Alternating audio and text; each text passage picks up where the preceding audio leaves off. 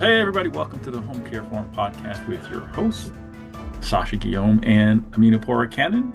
It's a busy week this week. We're trying to get this podcast going, getting our followers up. So please, if you would look us up on YouTube. We will always share the link on LinkedIn where we post this. Those who prefer the audio only, you can still get those on Patreon. So we thank those who've been following us for some time now.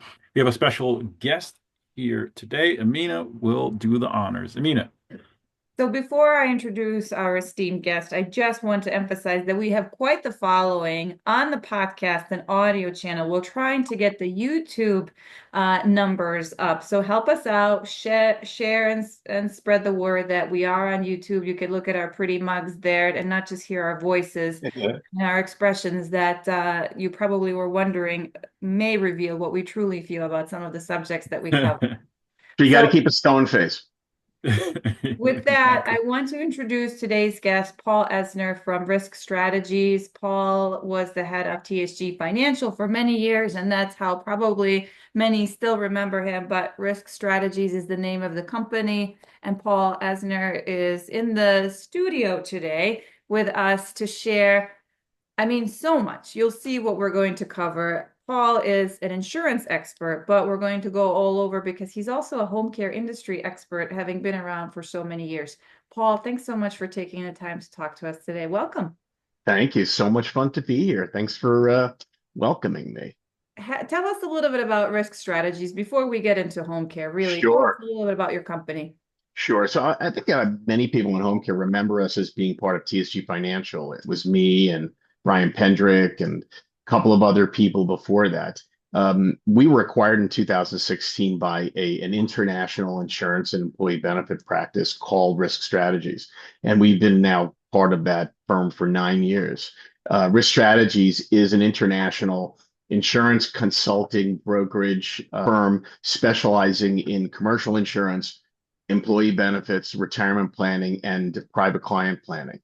And we've grown in leaps and bounds from the time that we arrived. We were a firm doing about 300 million in total revenue. We're going to do close to 2 billion in total revenue this year. But, size doesn't necessarily beget quality. In this particular case, it does. The reason we joined or agreed to be acquired by Risk Strategies is their single largest specialization, their original specialization was healthcare. And it was a perfect synergy for us because we got to use the resources of Risk Strategies to assist our home care clients both in New York and around the country. So I've been around here since the mid 90s. I had much more hair then. For those of you watching on YouTube, those of you who aren't, I shouldn't say that. I have a robust head of hair. Anyway, and I was the first person to sit on HCP's board who was a non-provider member. And I also had the pleasure of serving on HCA's board. Our mission has always been education. We lead with education. If we can help you become better at running your agency or learning how the industry works, then we've succeeded in our mission. And responsible clients come to us because they know we're going to assist them with their commercial insurance, their employee benefits, their wage parity programs. And we focus on compliance. We want to do it properly. We want to help educate you as to how to do it properly. So I know you two guys have known us and known me forever, but thanks for the opportunity to introduce me to your audience. Thanks so much. So let's start with the basics because I still get these questions, and we have an array of listeners, some very sophisticated in their understanding of what the requirements are, others not so much.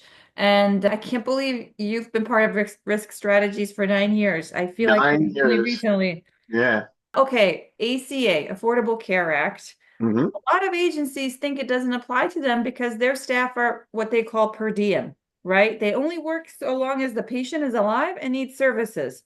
So dispel that misconception for us Yeah, first, please. sure. Well, first things first is I won't get in the middle of the argument between whether somebody's a independent contractor or an employee. For the purpose of this and for the purpose of federal and state oversight, you define people as either W-2 or not W-2. And if somebody's a W-2 employee, they're considered an employee of yours, whether you think of them as full-time or part-time or per diem, doesn't matter. If they're being paid on a W-2 basis, then those people are eligible and required to be considered when it comes to eligibility for health insurance under the Affordable Care Act. And this has been going on now since the first compliance year, which was 2015. So the question as to whether you're required to give them coverage leans over into their number of hours of service. So we know that the standard measurement is 130 hours per month worked during a measurement period that you specify. And I have to tell you, it's a very personal thing, guys, because companies that are in our business, that are in home care, the preponderance of their employees are what we call variable hour, right? Their hours go up and their hours go down. Just like your description of the per diem, right? They're only with the patient as long as the patient's at home and requires services.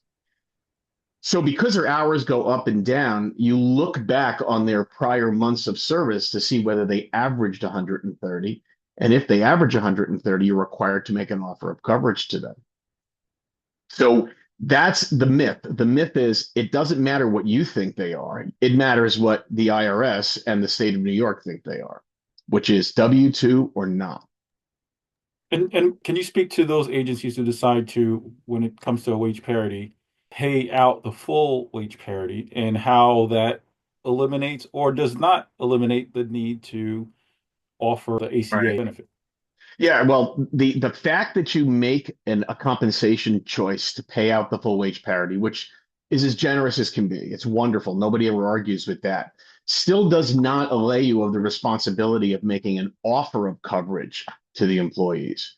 You have to give them an opportunity to elect or decline coverage. And then the type of coverage you offer to them determines whether you're in penalty box A, which is a bad one, or penalty box B, which is still could be bad, but is not as bad. So there is a right way to do it. But just because you pay them full compensation, Sasha, doesn't mean that they are released from the responsibility of making an offer of coverage to them. Yeah, that's a great question. I get this with respect to the New York State and New York City paid sick leave, because most companies will take some credit for providing paid time off as a wage parity benefit. So the logic of some companies is that if they pay out the full wage parity benefit, they have been relieved now of providing paid sick leave, the statutory paid sick leave requirements of 56 hours. So great question, great point. These are all separate requirements. Right. Let's just touch on that for a second, Emina, because you just hit a hot point for me. This is a question we get every year in December. I think the phone rings off the hook with the same question, all about what I'm supposed to do with the amount of money that I theoretically accrued towards PTO. Whether it used to be it used to be 30, 1 hour for every 30 hours worked, up to 40, now 56. The deal is that if you're going to accrue money to pay out that benefit, you have to, at some point, make a decision as to how you're going to pay the benefit out or not. But the point is that if somebody has a huge amount, now you have to report it to them so they understand what benefit they have available to them. There's nothing wrong with having an accrual, meaning building up the money towards your projected liability. And we calculate that all the time. I know Forward calculates that for them all the time also. But the point about doing all that big picture is being able to understand what portion of that wage parity piece you're going to clip off to provide that accrual. And we always recommend that you be more conservative, because if you're less conservative or you're more liberal about it and you under accrue, you'll end up spending more than the total compensation requirement. So like everything else, there's a right and a wrong way to do it, but good question for sure. Okay, and then just as a reminder, for those folks who are not in the wage parity space at all, upstate providers, because we do have a number of them, you do still have to provide the 56 hours of paid sick leave. You do still have to monitor whether you're covered by the ACA and provide affordable healthcare coverage options. Now, the question, going back a little bit to the basics, the question is, well, I know my caregiver has Medicaid and they don't want the health insurance. So what kind of a disclaimer or release form can I get from them to protect me?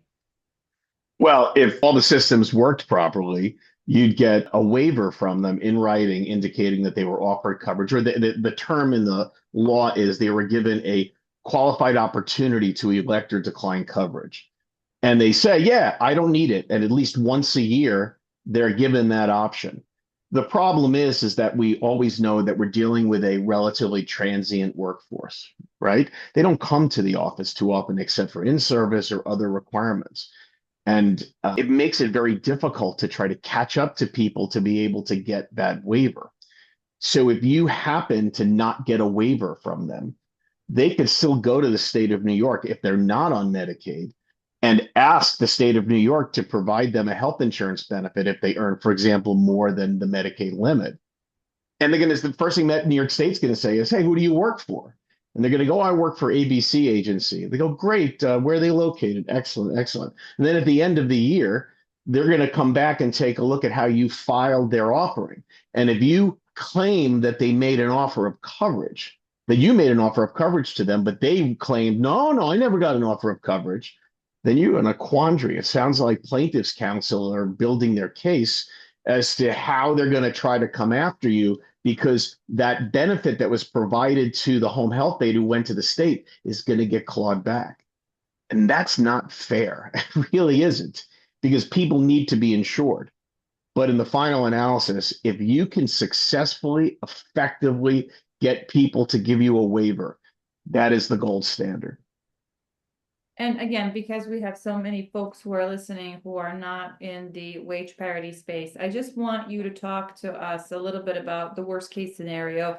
I live in that world, as you do as well, right? We're all about mitigating exposure and risk and positioning our clients in the best possible light, depending on who the regulator is at any given moment. But as far as insurance, IRS, state tax, what have you seen kind of blow up, worst case scenario, if a company gets it right? And this actually doesn't even have to be home care. It could be anybody, and it does it and the truth is the weakest link in the chain is understanding who's filing your documents for you. Just like, as a business owner, you're filing an 1120. As an individual, you're filing a 1040. You should be reading it before you file it, because your name, even though the CPA's name is going on or the trustee's name on it, you're still signing it to verify that it's accurate. Under the Affordable Care Act, you, the business owner, are filing a form called a 1094C, and then you're filing a series of forms for the individuals called 1095C. Starting this year, you didn't actually have to give them to employees, just had to let them know that they can request it if they want to. But you still have to make an electronic filing by March 31st to the IRS. So the worst case scenario is that whoever prepares the form, and you've done it all by the rules, you've done exactly what you're supposed to do, somebody ticks the wrong box.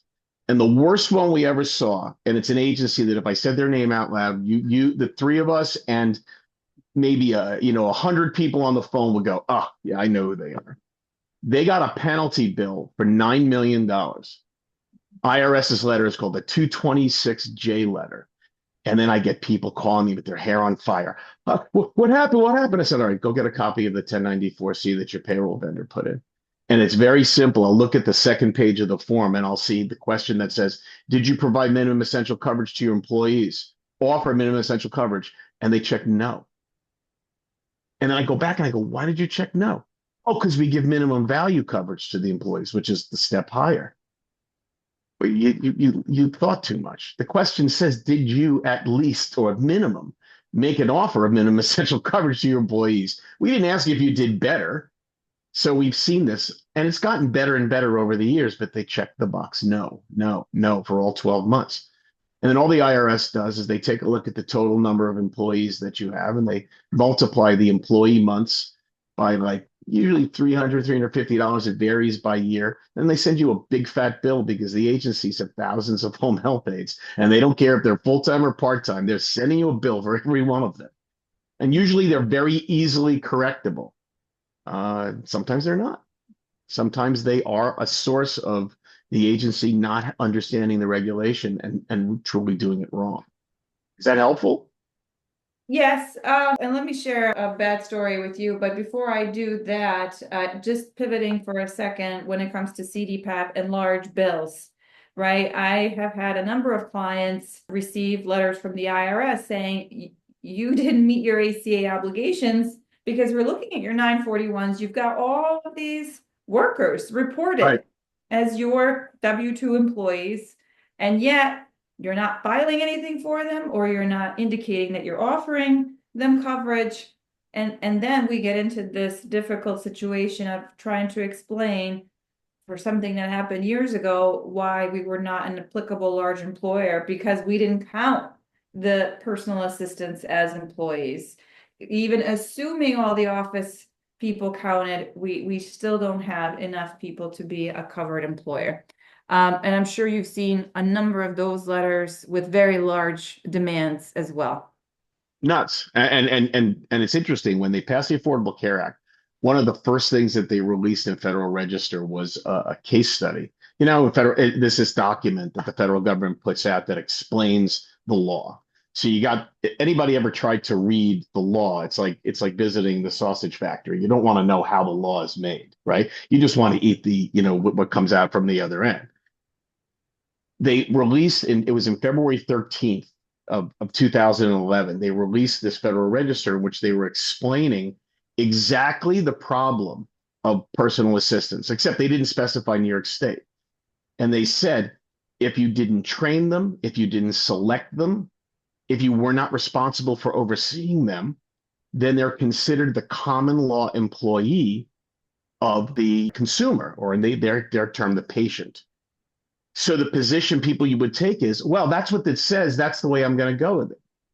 The problem is that in this particular case, the IRS is very, very diligent about it. Like you said, they see 941 and they see the number of W-2s that you file. And it creates this juxtaposition where you're trying to point to it. But Federal Register is not the law. It's just one interpretation of a case study of the law.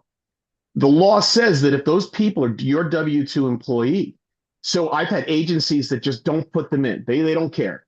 And I said, well, you get busted because on the other end, they'll figure out how many W-2s you had and you'll realize that you made a mistake. And then you go, okay, well, then if I put them in, I don't want to have to offer coverage to them because they're not covered by the ACA.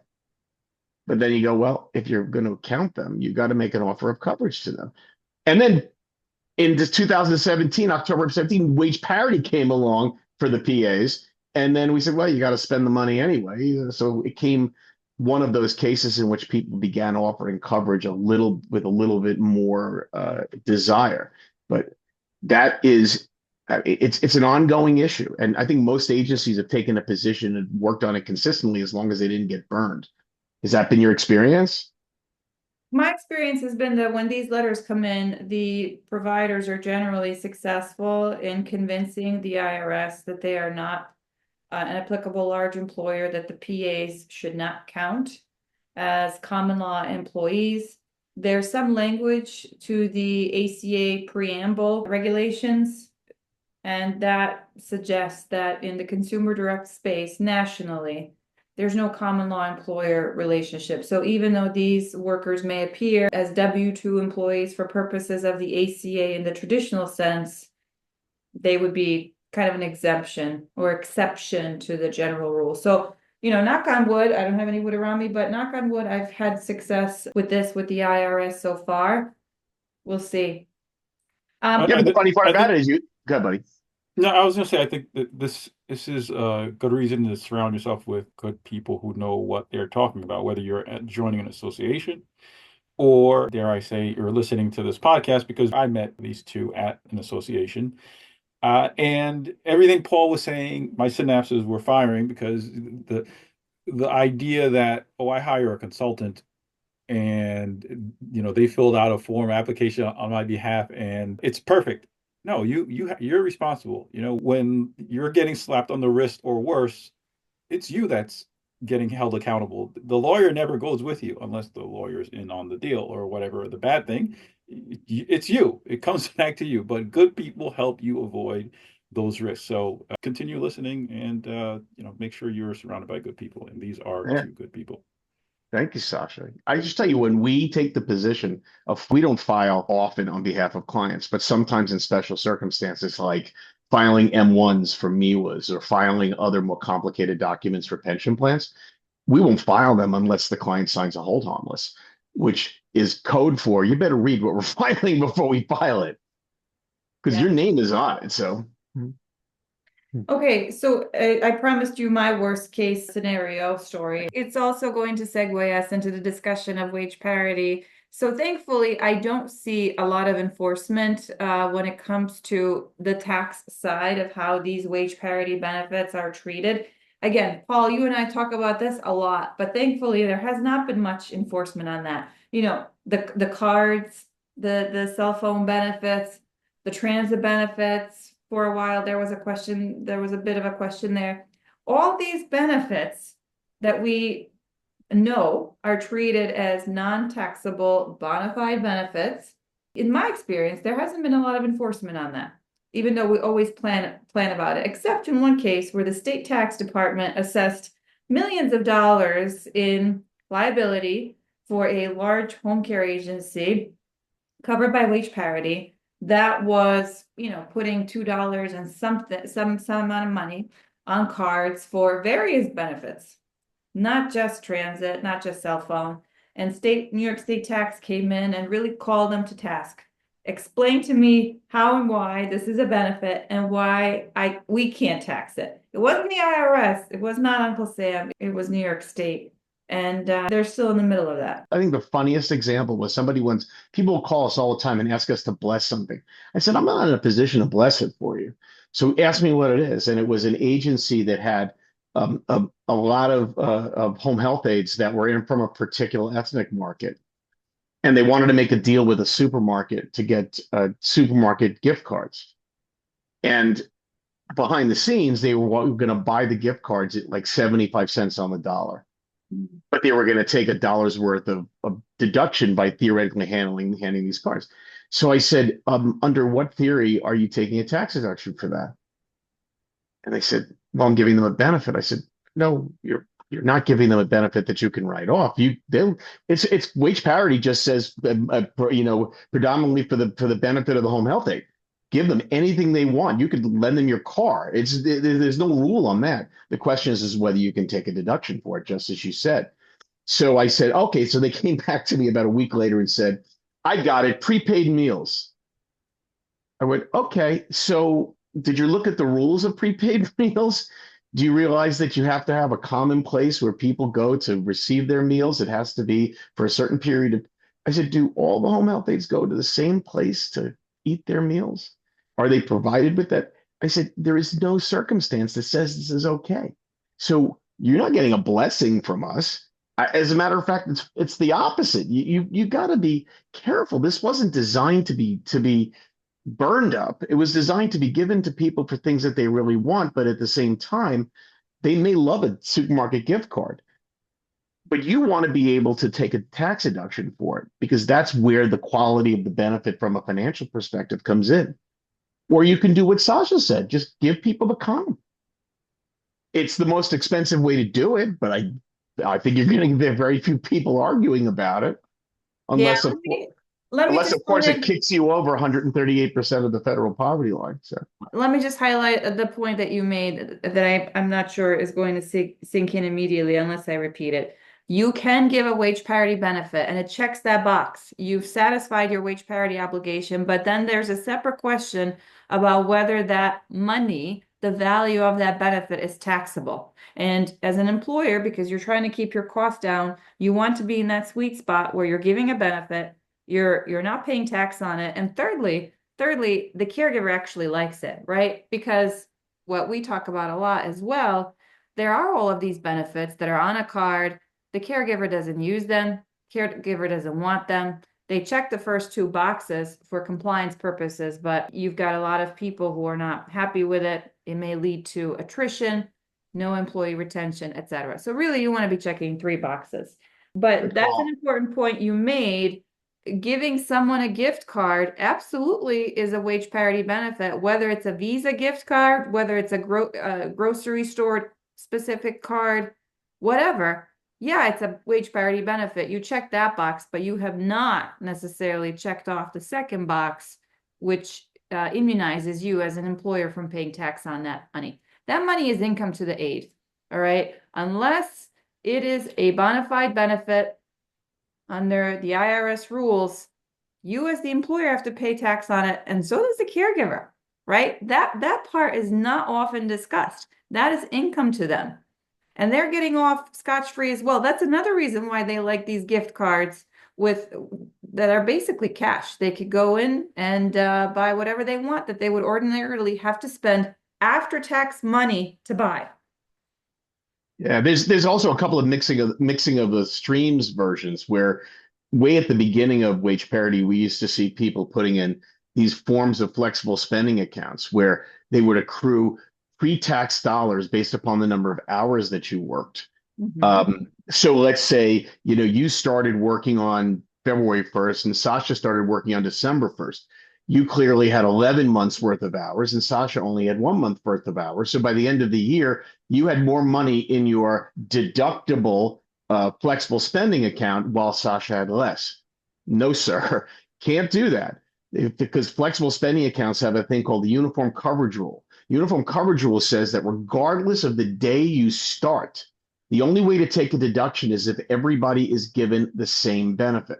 So I don't care if Sasha was hired on New Year's Eve and you were hired on New Year's Day. He had 1 day of service, you had 365 days of service. You have to get the same benefit, which of course would never be done because at that rate, I'm guessing unless your whole benefit was $2, there's no way that working 1 hour is going to be cost effective under wage parity or under this flexible spending account. So people kind of played around with it and they called it a health reimbursement arrangement. The bottom line is why build? This is just our point. It's one of the things that we, will stand on a rock talking about, and some people want to listen to. Why build reserves for things that people aren't ever going to use? I mean, the happiest people in town are the credit card companies. I mean, MasterCard gets to zap that account for $5 a month, every single month. But that aid hasn't worked for the agency in 5 years, has no idea they have a balance on their card, doesn't open their mail. Where's it all going? And who's watching? Okay, let's just talk a little bit in more concrete terms here. So there is quite an industry right now, as we know, of different wage parity experts, consultants, however they call themselves, vendors that provide one-stop shop solution in the convenient form of a card, right? And it's very easy for the providers because this stuff is complicated. I was around when wage parity came out, and the way that the wage parity requirements were drafted initially was based on the SEIU 1199 contract, right? Which made sense in the context of the contract for those employers that had the contract with SEIU. But for everybody else, it was like, how the heck do I value these benefits, right? Especially given the variable hours that the workers are working each month. And so out of that complexity arose a need for a simple, dummy down solution to something that's very complicated generally. And now we have these cards that Paul you explain it, right? Because this is your world. Yeah. It's one stop in the form of a card solution that covers health insurance. They promise that it covers the ACA requirements, covers wage parity. The caregivers will love it because, you swipe the card as anywhere you go, very versatile, very flexible. You can move money from, if you've designated it for health insurance and health benefits, you can move it later into transit unless you use it. You've heard it all. Tell us how it works and tell us why it's a problem, how it works. Listen, let's be clear here. I don't cast aspersion on anybody's desire to run their business and do whatever it is that they want to do. It's their prerogative. They started the business. They're a success story. They can do anything they want to do in terms of providing the benefit. Our mission is focused on compliance and appropriateness. Compliance is what we talked about before. Is it a wage parity benefit? Is it deductible? The appropriateness question is, do people understand it and do they know how to use it? And you have to take a really close look because if an attorney theoretically representing somebody who is selling a product is giving you an opinion, it just from where I come from, that's not a valid opinion. They have to call Emina for an opinion to be able to look at the benefit and understand what's going on.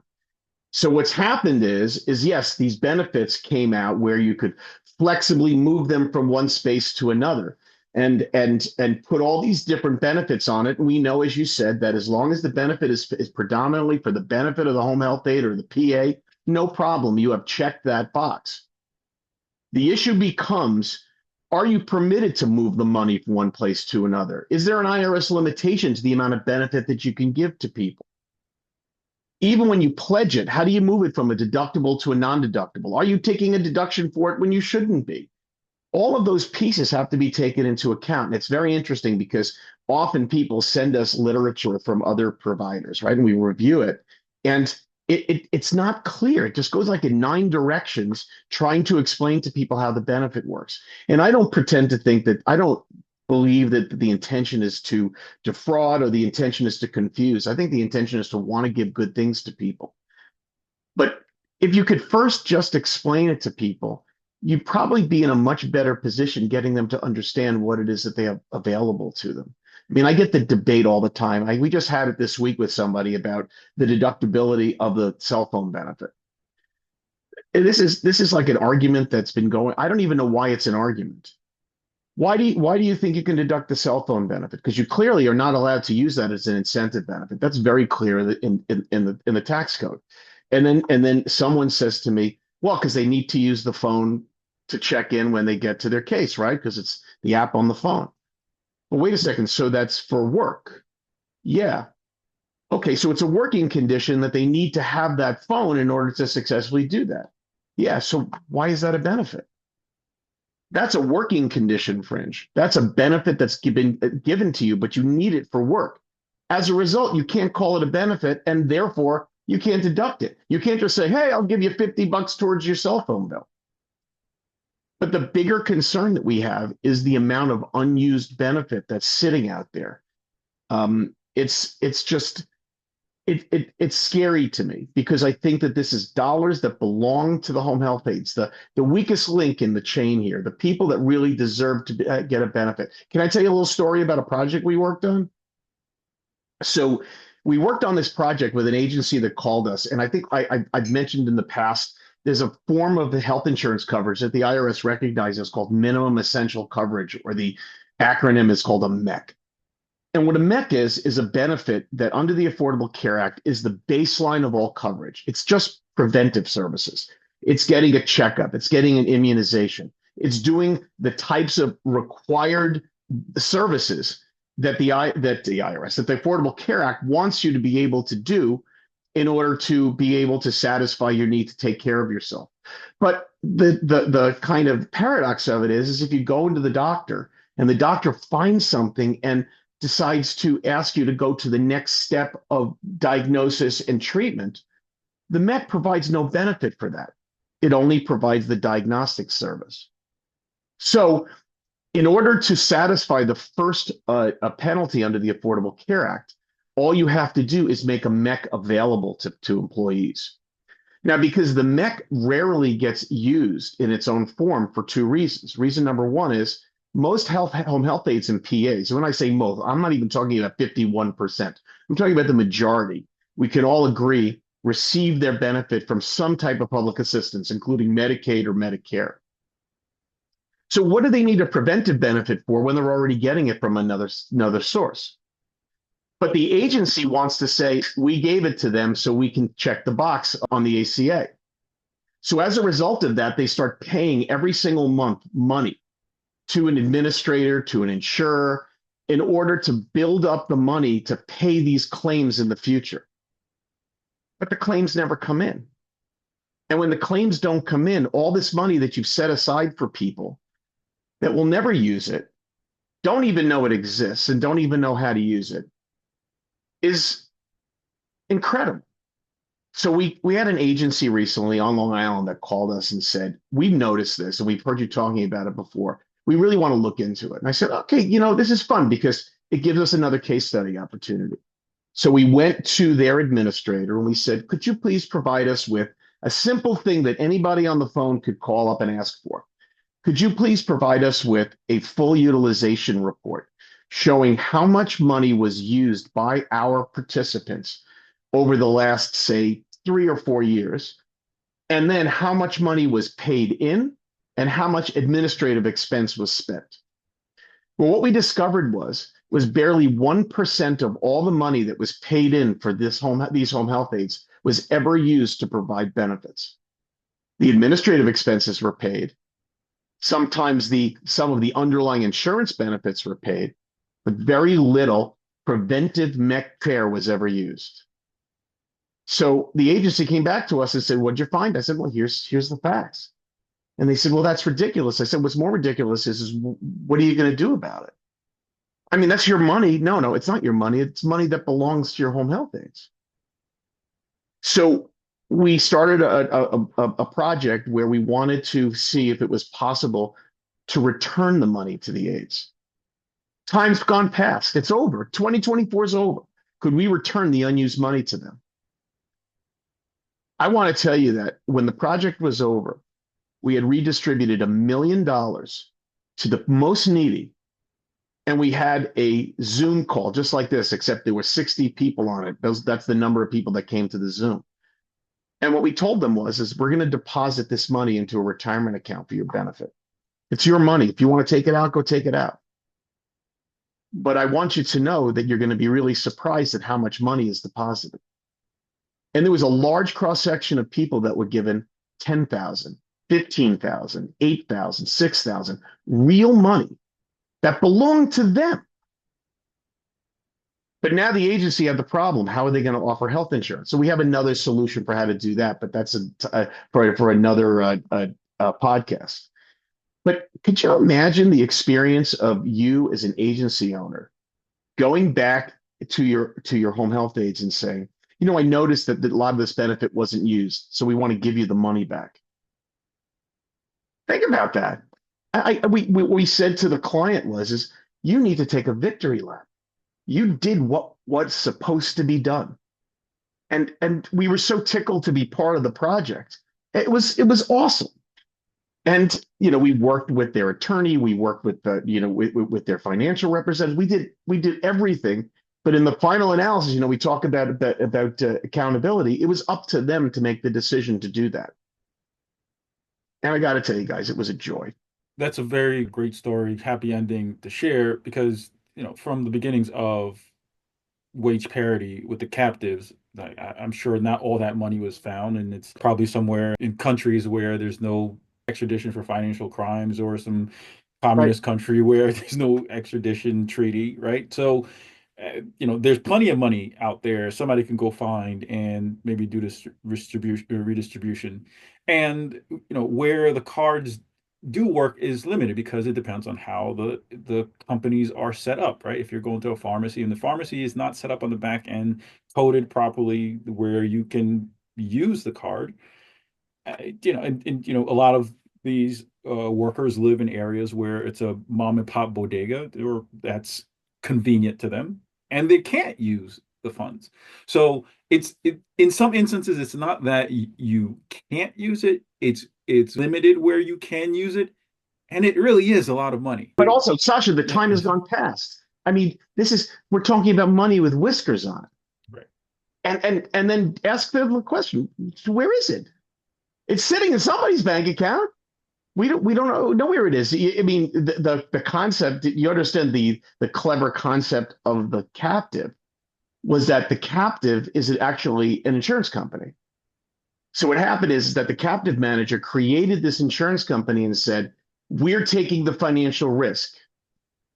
But at the same time, the agency had an interest in that captive. So when they bought life insurance and no one ever died, or even when they did die, they never bothered asking for the benefit. That's the best game in town for any insurance company. I know we had some conversations offline about 1199 and how wage parity or the benefits overlap or is affected. There's PPL with the possible elimination of wage parity and they're not having to meet those requirements. There's the minimum value plans and the fact that the aides don't use the benefit and while they're receiving insurance from elsewhere, right? Well, there's another small one. It's that if you are an administrator providing health insurance benefits of any kind, you're supposed to report the enrollment to CMS. And the reason is because then CMS is supposed to cross-reference it against their Medicaid eligibility. But it doesn't get done. So, I mean, because if there were all these people, nobody would be on Medicaid. They would all be kicked off because they're theoretically covered by another offering. Just speak to people you trust. I'm not saying that the people that are doing the work aren't trustworthy. I just think that they maybe are slightly, a little misguided. And I think that we could find ways of doing a better job. But just, oh man, the opportunity is so massive. I mean, I think that it's in the order of hundreds of millions of dollars. So Paul, given the home care dinosaurs that we are, you have kind of seen how wage parity came about as a result of very strong lobbying by 1199. The 2017 edition of Wage Parity for Consumer Direct was also prompted by 1199 lobbying because they thought that they could probably more easily unionize the PAs if they had a health insurance fund to offer them. And then or they may be able to, they thought maybe if they ever got a single FI, then I was maybe just leading to that. to When that failed, what came out is this master plan to unify all of the FIs under one employer. And no matter what PPL is saying to these companies with different unions, there's only one union. If it's one employer, it has to be one union. And it will be 1199 because this is their baby. So without too much, tell us a little bit what your thoughts are on this. Not too much criticism. My thoughts are now and as always are that whether you're a PA, a bona fide PA doing bona fide work for a bona fide consumer, or a home health aide that's not involved in this FI fiasco, you deserve to be paid. You deserve to receive benefits that are available to you. And the issue that I just cited, as it relates to agencies overfunding those reserves without it, considering the idea that they belong to other people, is the same thing that the union does in the same circumstance. They charge the union agencies a flat cost per hour to fund the union health fund. Okay, that's just the way it is. There's nothing wrong with it. It's the rules. If you sign the form, you sign the form. It almost makes it easier if you're going to just pay the same amount. In fact, then you'd get the keep-out money to help you offset the increase in wage, theoretically. The point is that where's all the money going?